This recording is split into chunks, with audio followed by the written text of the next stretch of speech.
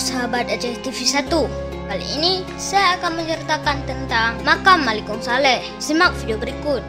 Makam Sultan Malikus Saleh di Kampung Beringin, Kecamatan Samudra, Aceh Utara merupakan situs bersejarah yang monumental di Nusantara, bahkan di Asia Tenggara. Sebab Sultan Malikus Saleh adalah pendiri kerajaan Islam di Samudra Pasai, Merah Silu, yang bergelar Malik Al-Saleh atau dikenal sebagai Malikus Saleh. Ia tercatat raja pertama kerajaan Samudra Pasai yang pernah menyebarkan Islam di Asia Tenggara sekitar tahun 1270 sampai 1297 Masehi.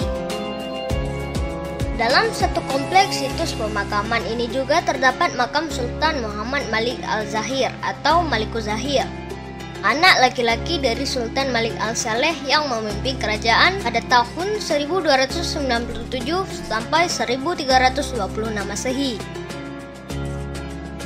Ada juga makam Ratu Nahrid Shah yang memimpin kerajaan Samudra Pasai pada tahun 1405 sampai 1428 Masehi. Batu-batu nisan berhiaskan kaligrafi ayat-ayat suci merupakan warisan budaya bernilai sejarah tinggi.